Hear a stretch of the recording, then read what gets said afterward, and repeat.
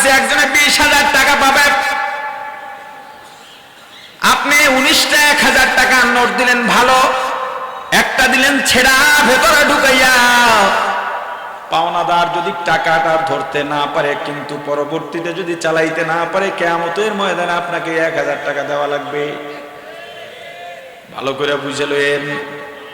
ছেঁড়া টাকার নোট আলাদা করে তার হাতে দেন, ভাই এই নোটটা আলাদা না, এটা ছেঁড়া। দেখো কথা বলে কেন, দেখো টাকাটা চালাইতে পারবা কিনা। পাওনাদার যদি মেনে নেয়, আমার দায়িত্ব, পারি আর না পারি, তুমি ঋণ মুক্ত হয়ে গেলা।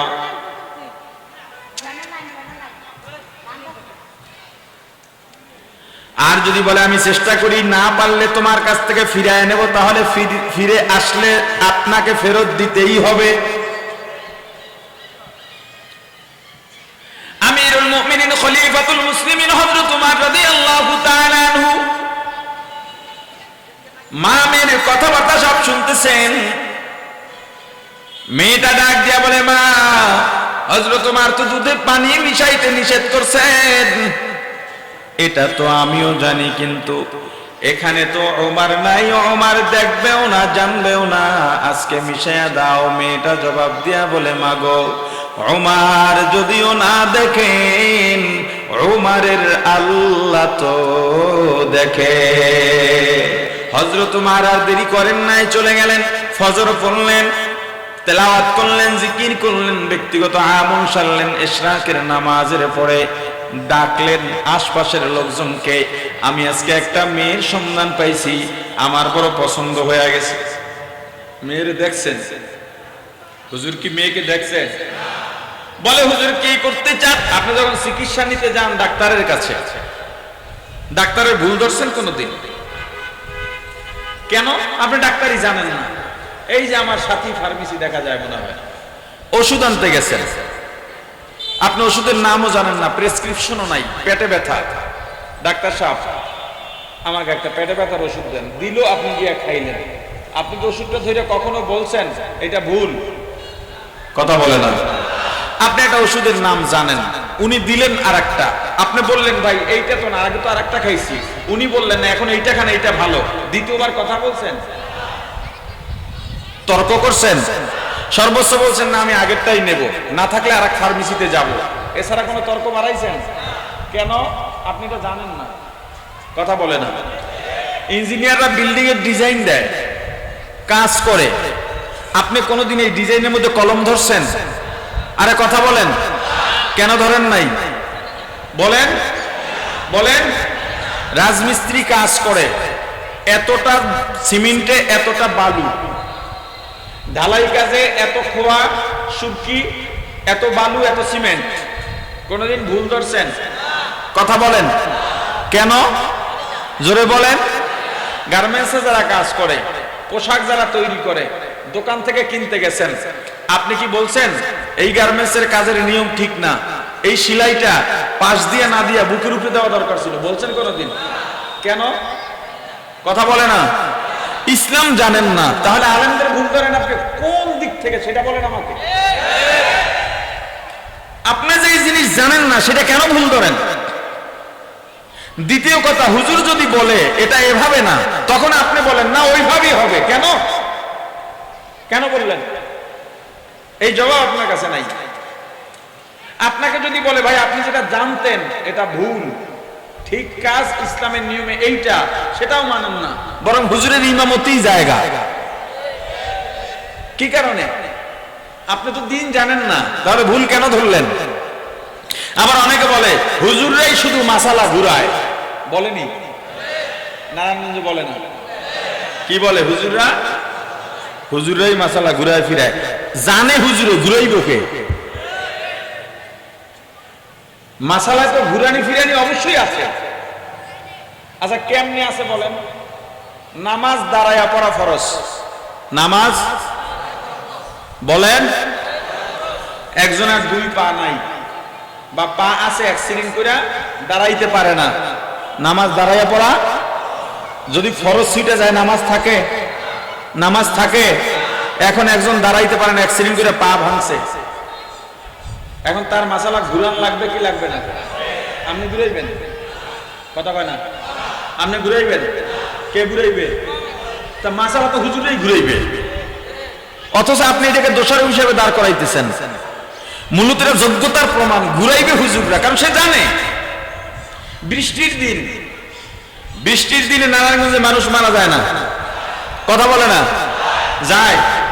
জানাজা ছাড়া দাফন দেন, জানাজায় দাঁড়াইছেন, বৃষ্টি সব জায়গায় পানি বা কাদা, রাস্তায় কাদা, বাড়ি থেকে জানাজা পর্যন্ত আসছেন। এখন হুজুর বলল সবাইকে যে আপনারা জুতা পায়ে দিয়েই দাঁড়ান, যেহেতু ভিতরটা এখনো পবিত্র আছে। আপনি বললেন হুজুরেই মাসালা ঘুরায়, তো ঘুরাইবে কেডা? এখন যদি হুজুরে মাসালা না ঘুরায়, আপনি তো জুতার উপরে যে ময়লা, এটাতে নাপাকও থাকতে পারে, আপনি ময়লার উপরে দাঁড়ায় নামাজ পড়লেন। আমি এই কথাগুলো বলার জন্যই আসছি। যাই হোক, এখন আমরা যে কল্যাণে কাজ করব, সিস্টেমে না সিস্টেম ছাড়া? জোরে।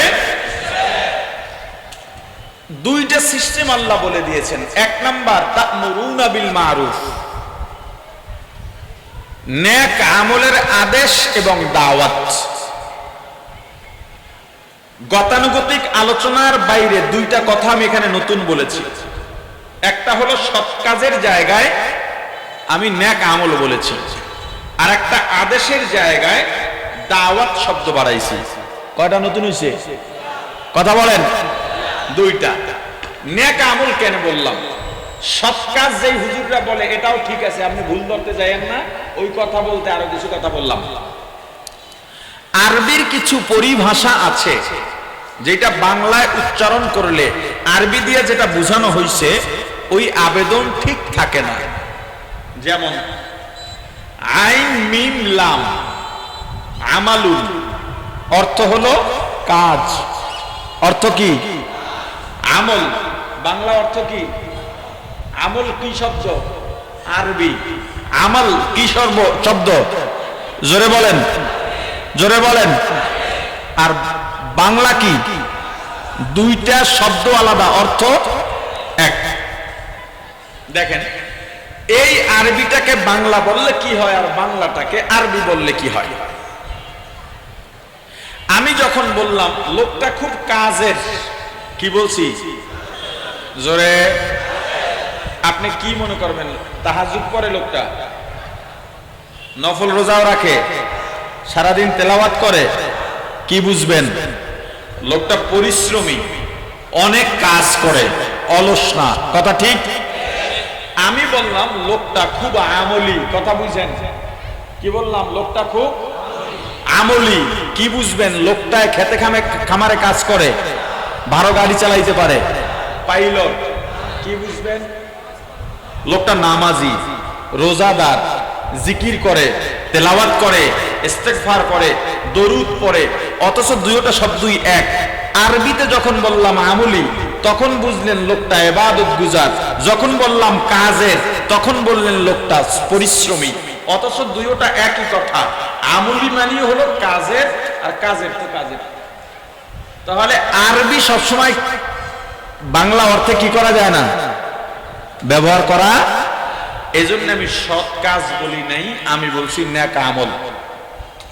কথা বুঝে আসছে? বা আমলে সালেহ। আমরা মানুষের কল্যাণে, জাতির কল্যাণে, মানবতার কল্যাণে, ইসলামের কল্যাণে কাজ করব কয় পদ্ধতিতে? এক নাম্বার পদ্ধতি নেক আমলের আদেশ এবং দাওয়াত। নেক আমলের আদেশ এবং দাওয়াত। আদেশ কিছু মানুষের জন্য খাস, দাওয়াত ইন জেনারেলি সবার জন্য সমান। তো নেক আমলের শুধু আদেশ নয়, দাওয়াতও দিতে হবে। নেক আমল, ভাই চলো নামাজে চলো, এটা দাওয়াত। এই বেটা নামাজ পড়, এটা নির্দেশ। বলছি ভাই ওয়াজে চলো, ওয়াজ শুনবো, যাইবা, এটা হলো দাওয়াত। আর বলা হলো ওয়াজে যেতে হবে তোমাকে, এটা হলো নির্দেশ। তাহলে নেক আমলের আদেশ এবং দাওয়াত, ও আগেটা ছিল দাওয়াত, পরেরটা নির্দেশ। নেক আমলের আদেশ এবং দাওয়াত। আদেশ কাকে কাকে দেবেন, দাওয়াত কার কার জন্য। এখানে আর একটা কথা উঠিয়ে নি, আল্লাহ কোরআনুল কারীমে বলছেন লা ইকরাহা ফিদ্দীন,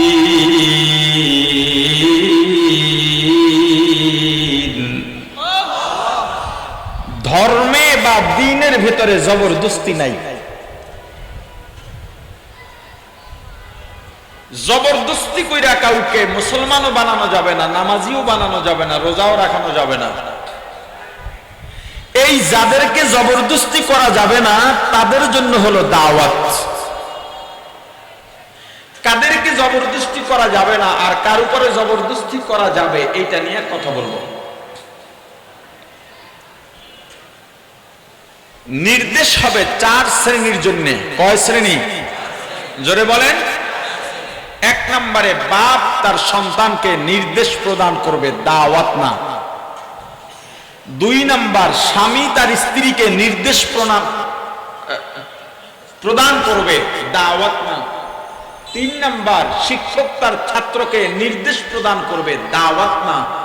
4 নম্বর পীর তার মুরিদকে দাওয়াত প্রদান করবে না, নির্দেশ দেবে। কয় শ্রেণী? এবার আসেন, সন্তানকে আপনি দাওয়াত কেন দেবেন? সন্তানের প্রতি হবে নির্দেশ। সন্তানের বয়স যখন 7 বছর, আচ্ছা অনেক সময় দেখা যায় ইমাম সাহেব যারা আছেন তারা আমার এই কথায় তাসদিক দিতে পারবেন। অনেক মুরব্বীরা আছেন বাসায় গিয়া বলে, হুজুরের কাছে গিয়া বলে, হুজুর দোয়া করেন ছেলেটা কথা শুনে না, ও যেন মা বাবার খেদমত করে, এত কষ্ট করে লেখাপড়া করাইছি, এখন আমার কথা মানে না। অনেক সময় গায়েও হাত তুলতে চায়, অনেক সময় গালাগালি করে, আছে না নাই? হুজুরদের কাছে খবর নিয়ে দেখেন, তাদের কাছে মাঝে মাঝেই এমন বহু ব্যক্তি আসে, কারণ ওই লাইন পার হয়ে আইছি তো জানি। কারণ এখন তো আমাদের তাদের থেকে আমাদের কাছে এখন বেশি আসে। বয়ানে গেলে আগে যাবো, হুজুর একটু মা বাবার খেদমত নিয়ে বয়ান করে। কেন? সন্তানের উপরে তুমি দায়িত্ব পালন করো নাই বলে আজকে আমাকে অনুরোধ করতে হচ্ছে। যদি সন্তানের দায়িত্ব তুমি পালন করতা তখন আর এই অনুরোধ করা লাগতো না। এখন এখান থেকে আর একটা জুজ জানেন, টুকরা একটা নুকতা বের করি। সন্তানের উপরে মা বাবার দায়িত্ব শুরু হয় কখন? আসলে সবাই তো মা বাবা বা কেউ হবেন। সন্তানের উপরে দায়িত্বটা আসলে মা বাবার শুরু হয় কখন? কেউ বলতে পারবেন আমাকে? হ্যাঁ, কেউ জানেন না সন্তানের উপরে কখন দায়িত্ব শুরু হয়? হ্যাঁ, 7 বছরে। এর আগে কি করবে আপনার সন্তান? আচ্ছা, শিশুকাল থেকে। দেখ একটা শুরু তো পাওয়া গেছে, কিন্তু শিশুকাল থেকেও নয়। সন্তানের উপরে মা বাবার দায়িত্ব শুরু হবে সন্তান গর্ভে যাওয়ার আগের থেকে। এখন কইবেন সন্তানই হয় না তো দায়িত্বটা কেমনে আইলো? আমি যদি আরেকটু বাড়াইয়া বলতে চাই তাহলে আরো বিয়ের আগের থেকে আপনার সন্তানের উপরে দায়িত্ব শুরু হবে। যারা বিয়ে করে ফেলাইছেন, সন্তান হয়ে গেছে, তারা যা করার এখন করবেন, এটাও বয়ানে বলবো। যারা বিয়ে করে নাই তাদের দায়িত্ব এখনই শুরু। কিভাবে? যুবক, তুমি যখন বিয়ে করবা নিশ্চয়ই মেয়ে দেখতে যাইবা, এই দায়িত্ব শুরু তোমার। মেয়ে দেখার সময় অবশ্যই তোমার বাবা, দুলাভাই, বন্ধু আরো যারা আছে সবাইকে নিয়ে গিয়ে মেয়ে দেখবা। গরুর বাজারের মতো ছাগল সামনে বসায়া তুমি দেখবা, হাঁটাইয়া দেখবা, নাচাইয়া দেখবা, চুল বাইর করে দেখবা, অনেক কিছু করে দেখবা। ঠিক আছে? ঠিক নাই? কে দেখবে তাহলে? কে দেখবে? শুধুমাত্র ছেলে। যে বিয়ে করবে শুধুমাত্র সে। মহিলারা সারা দুনিয়ার মহিলা দেখুক, কোনো সমস্যা নেই, নিজের বাপেও দেখতে পারবে না। ইসলাম এত সুন্দর একটা সমাজ ব্যবস্থা আমাদেরকে দিয়েছেন, আমরা মানি না, যার জন্য এত সমস্যা আমাদের সমাজে হয়। এই যে পর্দার কথা বলি, আচ্ছা বলেন খাস পর্দা কয়টা জায়গায় আছে? আজকে পেপার পত্রিকায় দেখা যায় সন্তান মাকে ধর্ষণ করতেছে, বাবা মেয়েকে ধর্ষণ করছে, অহরহ সংবাদ মাধ্যমে দেখা যায়। আরে কথা বলেন না কেন? কেন? ইসলাম মানো না বলে। ইসলাম মানলে আপনি ভাবতে পারেন ভাই বোনের জেনা আজ থেকে 4 বা 5 বছর আগে আপনার টাঙ্গাইলে 2-3 সন্তানের মা আপন বড় ভাইয়ের সাথে পালিয়ে গেছে। আর ইসলাম যদি মানতেন, ইসলাম কি বলে? যুবতী মেয়ে যুবক ভাইয়ের সামনে বিনা কারণে যাবে না, এমনকি বাবার সামনেও যাবে না। যুবতী, আরো আগের কথা বলি, যেই মেয়েটার বয়স 7 বছর হয়ে গেছে, এই মেয়ে বাবার কাছে ঘুমাবে না, বাবা তাকে গোসল করাবে না। যেই ছেলের বয়স 10 বছর হয়ে গেছে, এই ছেলে মায়ের কাছে ঘুমাবে না, মা তাকে গোসল করাবে না। ইসলাম আগের থেকেই আপনাকে সেফটি জোনে নিয়ে গেছে, কিন্তু আপনি সেখান থেকে বের হইয়া পাইকারি বাজারে নিজেকে প্রদর্শন করতেছেন। এখানে দোষ তো আপনার, ইসলামকে আটকায় রেখে কোনো লাভ নাই। এত সুন্দর সিস্টেম দিয়েছে ইসলাম। তুমি যখন মেয়ে দেখতে যাইবে, একা যাইবে, কি দেখে মেয়েকে বিয়ে করবে? সুন্দরী কিনা, সুন্দরী কিনা এইটা দেখার অধিকার তোমার আছে। সম্পদ আছে না নাই এটাও যাচাই করার অধিকার তোমার আছে। বংশ মর্যাদা কেমন, এটা ভালো না খারাপ এটাও দেখার অধিকার তোমার আছে। কিন্তু সব কিছু ছাপিয়ে দিনদারি আছে কিনা এটা অধিকার নয়, এটা তোমাকে দেখতেই হবে। এটা গল্প শোনাই। আমিরুল মুমিনিন খলিফাতুল মুসলিমিন হযরত ওমর রাদিয়াল্লাহু তাআলা আনহু নাম শুনছেন? হযরত ওমরকে অর্ধ জাহানের শাসক, এই পৃথিবীর অর্ধেকটার শাসন করতেছিলেন হযরত ওমর, ইসলামের দ্বিতীয় খলিফা। আমার রাসূল বলেছেন, আমার পরে যদি কাউকে আল্লাহ নবী বানাইতেন, আমার ওমরকে নবী বানাইতে।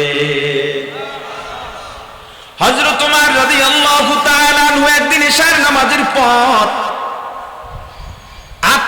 আলোচনা শুরু করলেন, পর্যালোচনা। আমরা তো নিজেকে নিয়ে আলোচনা করি না, আমি ভালো না খারাপ এই চিন্তা আমার কাছে নাই। আমি ভালো করলাম না মন্দ করলাম, আমার কাজগুলো সবই ভালো না খারাপ, এই আত্মসমালোচনা আপনার আমার নাই। যদি প্রত্যেক ব্যক্তি নিজের আত্মসমালোচনা করত, এই লোকের দ্বারা বেশি ভুল হইত না। হযরত ওমর অর্ধ জাহানের শাসক, আত্মসমালোচনা করতেছেন, আমি যেহেতু মানুষ আমার তো ভুল হতেই পারে। অথচ হযরত ওমর দুনিয়াতে জান্নাতের সুসংবাদ পেয়েছিলেন। এত বড় মানুষ যিনি জানতেন মারা যাওয়ার পরই তার জন্য জান্নাত, এরপরেও আত্মসমালোচনা করতেছেন, আমার যদি ভুল থাকে আমাকে কেউ ধরাইয়া দেবে না, কারণ ভয় পায় আমি তো আমিরুল মুমিনিন, সাধারণ প্রজা যারা আছে আমার ভুল হলেই ভুল আমাকে বলবে না, ভয়ে বলবে না, এটার যৌক্তিকতাও আছে, হতেই পারে। ফ্যান অফ করে দেন। হযরত ওমর সিদ্ধান্ত নিলেন, আমি নিজেই যাচাই করি, দেখি আসলে আমার ভুল আছে কিনা। যদি ভুল থাকে মানুষ তো আমাকে নিয়ে সমালোচনা করবে। নিজেই ছদ্মবেশে বের হয়ে গেলেন, রাতের অন্ধকারে মানুষের ঘরের পাশে গিয়া দাঁড়ান, একটু কান পাতেন, যেটাকে আড়ি পাতা বলে। এখানে আরো একটা মাসআলা জেনে নেন, বা যারা জানেন তারা তো প্রশ্ন করবেন, আড়ি পাতা তো জায়েজ নাই। হযরত ওমরের মতো এমন একজন মহান ব্যক্তি কেন আড়ি পাতার মতো অন্যায় জড়ালেন? আড়ি পাতা, 5 জন মানুষ এক জায়গায় কথা বলে, আপনি একজন প্রতিনিধি পাঠাইলেন, এই পর্দার পাশে গিয়ে দাঁড়াও, দেখো তো কি বলে। আছে না এমন? মহিলাকে পাঠায় দেয়, গিয়ে দেখো তো কি বলে। এটাকে আড়ি পাতা বলে। এটা সওয়াবের কাজ না, এটা গুনাহ। এটা কি কথা কয় না? অনেকের অ্যান্ড্রয়েড মোবাইল আছে, অনেকের মোবাইলে অটো রেকর্ডও আছে। আসেনি? আপনাকেও আছে অটো রেকর্ড? জায়েজ নেই। আপনি কেন রাখছেন অটো রেকর্ড? আপনি কি গোয়েন্দা বাহিনীর লোক? আমার সঙ্গে আপনি কথা বলতেছেন, পার্সোনাল কথা, ওয়ান টু ওয়ান কথা বলতেছি, আপনি আর আমি আর কেউ জানে না। আপনি আমার কথাগুলো রেকর্ড করে রাখলেন, এই অধিকার আপনাকে ইসলাম দেয় নাই, কারণ আপনার উদ্দেশ্য খারাপ। এটা পারবে তারা। আমি যদি অপরাধী হই তাহলে দেশের কর্তা ব্যক্তিরা আমার কথায় আড়ি পাততে পারবে আমি দেশের জন্য খতরনাক কিনা, আমি ঈমানের জন্য খতরনাক কিনা, আমি সমাজের জন্য ভয়ঙ্কর কিছু কিনা, তারা আড়ি পাতবেন, কিন্তু এই কথাটা বাইরে প্রকাশ তারাও করতে পারবে না। আমাকে যাচাইয়ের জন্য তারা শুধু নিজেরা অবজারভেশন করার জন্য পারবেন। আপনার দোকানে একজনে মোবাইল চার্জে রেখে গেছে, বা আপনার বাসায় আপনার রুমে একজনে মোবাইল চার্জে রেখে গেছে, আপনি দেখেন লকটা খোলা যায়নি, একটু চেষ্টা করতেছেন। আর যদি লক খুলতেই পারেন অথবা লকটা খোলা থাকে, আপনি মোবাইলটা ধইরা কই যান? কোনটায় কোনটায় কোনটায়? গ্যালারিতে যায়। কি দেখতে যান? তার বউর ছবি আছে নি, বোনের ছবি আছে নি, কেন টিপ দিলেন? উদ্দেশ্যটা কি বলেন? একটা মানুষের মোবাইলের গ্যালারি মানে তার ঘর, কথা বলে না? আপনি ওখানে টিপ দেন কেন? অনেক জায়েজ, কথা বলে না? এই আড়ি পাতা কি নাই? জায়েজ নাই। কিন্তু হযরত ওমর রাদিয়াল্লাহু তাআলা জগৎ বিখ্যাত একজন আমির, দুনিয়ায় যিনি জান্নাতের সুসংবাদ পাইছেন, ইসলামের দ্বিতীয় খলিফা, আমার রাসূল বলছেন আমার পরে যদি কাউকে আল্লাহ নবী বানাইতেন, হযরত ওমরকে বানাইতেন। এমন একজন মানুষ হযরত ওমর, তিনি কেন আড়ি পাততে গেলেন? উত্তর, হযরত ওমর আপনার দোষ ধরার জন্য, আপনার কথাগুলো অন্য জায়গায় পাচার করার জন্য আড়ি পাতেন নাই। তার দায়িত্বশীল জায়গা থেকে তিনি দেখতে চান কেউ যদি আমাকে নিয়ে সমালোচনা করে, আর যদি দেখি এই সমালোচনা সঠিক, এই ভুল আমার মধ্যে আছে, তাহলে আমি সংশোধন হয়ে যাব। আর যদি দেখি এই ভুল আমার মধ্যে নাই, তারা সমালোচনা করতে থাকুক, তাদের ব্যাপার আমি আমভাবে সাধারণভাবে সবাইকে বলে দেব, কারো ব্যাপারে না জেনে সমালোচনা করা জায়েজ নাই। যেই জিনিসটা তুমি সামনে দেখো, তবুও এটা দেখেও সমালোচনা করবা না। যার সামনে দেখবা তাকে তুমি আগে প্রশ্ন করো, ভাই এটা কেন, তার জবাব কি, আগে দেখো। তার জবাব যেইটা সিদ্ধান্ত হবে সেইটা। কিন্তু তুমি কি করো, বক্তব্য দিলাম আমি, বক্তব্য দিয়া কি বুঝাইছি স্পষ্ট না, তুমি নিয়ে গেলা খারাপের দিকে, বক্তব্য একটা ব্যাখ্যা দাঁড় করাইছো। আমার কথার ব্যাখ্যা দাঁড় করাইলেন আপনি, কেমনে? ব্যাখ্যা তো আমি দেব, আমি ব্যাখ্যা দেওয়ার পরও মানে না, কয় না এইটা না, অথচ বক্তব্য দিছি আমি। কি এই রোগ কি চলে না? আরে কথা কয় না, কয় মেয়া যতই ব্যাখ্যা দেন আপনার উদ্দেশ্য জানি, উদ্দেশ্য তো আল্লাহ ছাড়া কেউ জানেন, অন্তরের ব্যাপার। হযরত ওমর রাদিয়াল্লাহু তাআলা ঘরের পাশে যান, কোনো আলোচনা নাই, দুই একজন আলোচনা করলেও হযরত ওমরের প্রশংসা করেন। বিগত 15 বছরের শাসনকর্তা যারা ছিলেন তাদেরকেও বারবার বয়ানেও বলেছি, পার্সোনালিও বলেছি, আপনারা ভালো না খারাপ, আপনারা ছদ্মবেশে দোকানে যান, আড্ডায় বসেন, বাসে ওঠেন, দেখেন আপনাদের সম্পর্কে মানুষের আলোচনা কি। যদি ভালো হয় শুকরিয়া আদায় করেন, যদি মন্দ হয় নিজেদেরকে সংশোধন করেন। কথা শোনেন নাই, আজকে রাস্তায় বের হতে পারছেন না। নতুন যারা ক্ষমতার স্বপ্ন দেখতেছো ভাই, ক্ষমতা বহুত দূরে, এখনো ক্ষমতায় আসো নাই, যা শুরু করছো সাবধান, ইতিহাস থেকে শিক্ষা নাও।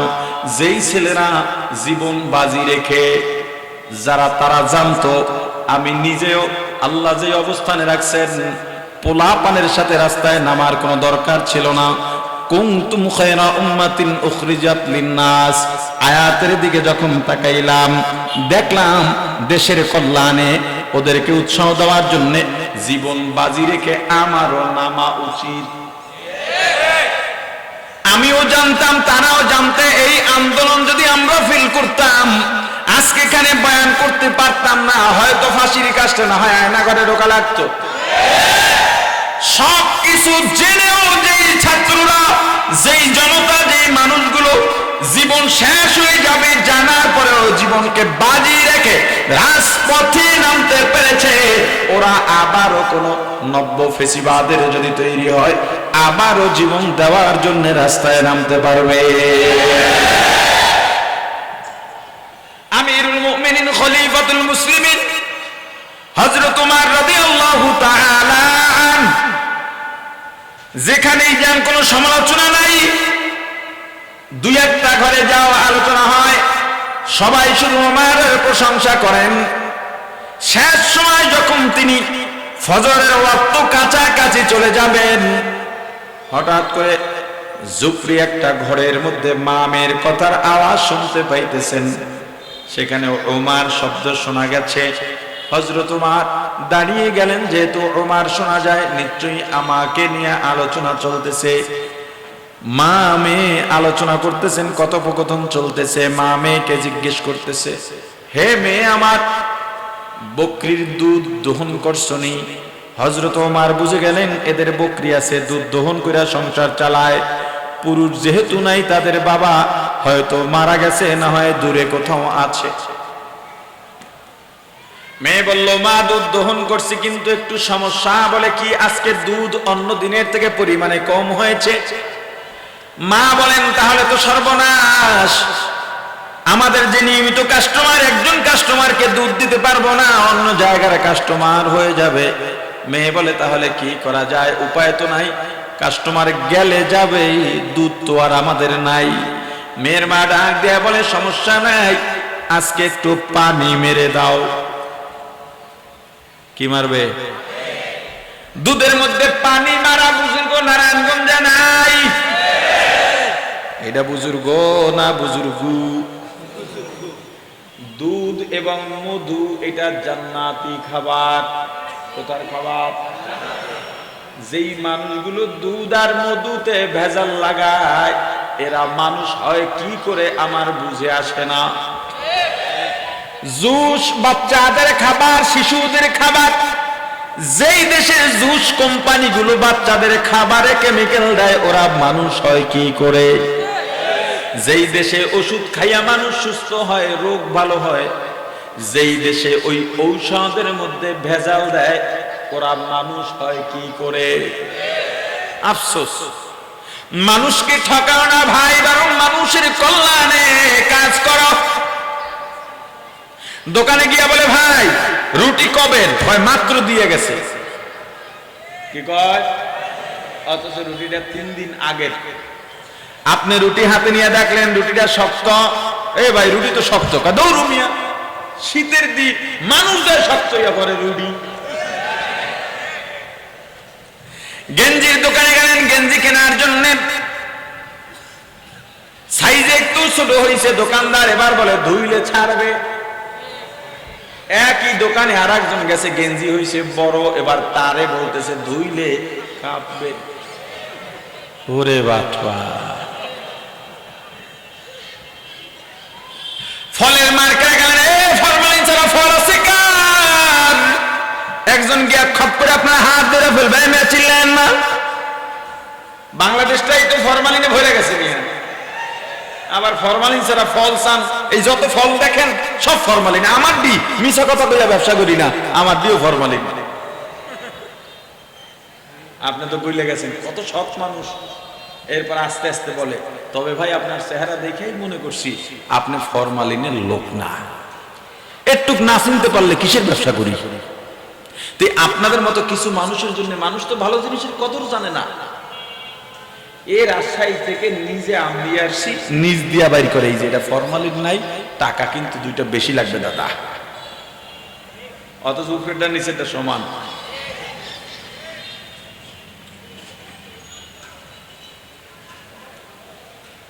আপনি মধু পাগল মানুষ, আপনার বাড়ির সামনে দিয়া মধুওয়ালা যায়, ডাক দিছে মধুওয়ালা, সুন্দরবনের মধু লাগবে কার? আপনি দৌড়ে নামছেন, দেখলেন বালতি ভরা মধু, এর মধ্যে কিছু মৌচাকও আছে, টুকরা টুকরা ভাঙা, কিছু মৌমাছিও আছে। জিজ্ঞেস করলেন ভাই খাঁটি তো? মাথার কসম দেয়, আসমানের কসম, 7 আসমানের কসম, 7 জমিনের কসম, ছেলে মেয়ের কসম, বউয়ের কসম, মা বাবার কসম, দুনিয়ার সব কসম দিয়া বলে আমি নিজে গিয়া সুন্দরবন থেকে মধু আনছি। দেখেন এই যে পোকে কামড়াইছে, দেখছেন ফুলে রয়েছে সব। কিন্তু ওর 14 গোষ্ঠীও জানে না সুন্দরবন কোন পথ দিয়া যায়। সেরা টাকার নোট 500 টাকা, 1000 টাকা, এবার তো সব চান্দুরা ধরা খাবে। সেরা নোট, নকল তো কথাই নাই, নকল তো কাউকে দেওয়াই যাবে না। সেরা টাকার নোট, নামাজি মানুষ পকেটের মধ্যে 1000 টাকার ছেঁড়া নোট কষ্টে দিয়া জোড়ায় রাখছে। ভাই এমন ভাবে জোড়া দেয় যাতে না দেখা যায়। না দেখা যাওয়ার মতো জোড়া দেওয়ার উদ্দেশ্য কি?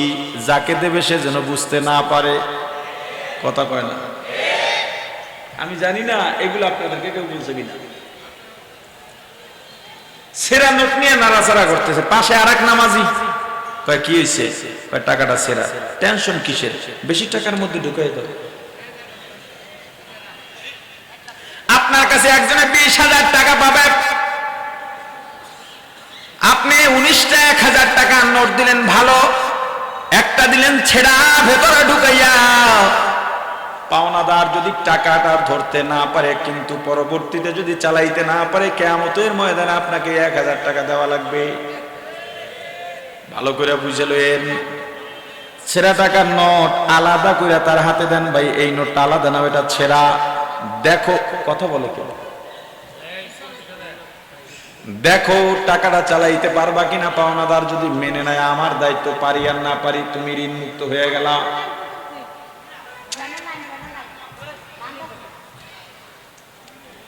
আর যদি বলে আমি চেষ্টা করি, না পারলে তোমার কাছ থেকে ফিরিয়ে নেব, তাহলে ফিরে আসলে আপনাকে ফেরত দিতেই হবে। আমিরুল মুমিনিন খলিফাতুল মুসলিমিন হযরত উমর রাদিয়াল্লাহু তাআলা আনহু মা মেয়ের কথাবার্তা সব শুনতেছেন। মেয়েটা ডাক দিয়া বলে, মা, হযরত উমর তো দুধে পানি মিশাইতে নিষেধ করছেন। মা জবাব দিয়া বলে, এটা তো আমিও জানি, কিন্তু এখানে তো ওমর নাই, ওমর দেখবেও না, জানবেও না, আজকে মিশাইয়া দাও। মেয়েটা জবাব দিয়া বলে, মাগো, ওমর যদিও না দেখেন, ওমরের আল্লাহ তো দেখে। আউলিয়ারা কার কুবা ইখতিয়ার, জাহেলারা কার দুনিয়া ইখতিয়ার, আশিকারা মিল্লাত মাযহাব জুদাস্ত, আশিকারা মিল্লাত মাযহাব খুদাস্ত। মিয়ানে আশিক মাশুক রমজিস্ত, কিরামান কাতিবিন রাহম খবর নিস। হযরত উমর আর দেরি করেন নাই, চলে গেলেন। ফজর পড়লেন, তেলাওয়াত করলেন, জিকির করলেন, ব্যক্তিগত আমল সারলেন, ইশরাকের নামাজের পরে ডাকলেন আশপাশের লোকজনকে, আমি আজকে একটা মেয়ের সন্ধান পাইছি, আমার বড় পছন্দ হয়ে গেছে। মেয়ের দেখছেন? হুজুর কি মেয়েকে দেখছেন? বলে, হুজুর কি করতে চান? বলে, আমার ছেলের বউ বানাইতে চাই। অর্ধ পৃথিবীর মালিক, শাসন কর্তা, নিজের ছেলের বউ বানাইতে চান কাকে?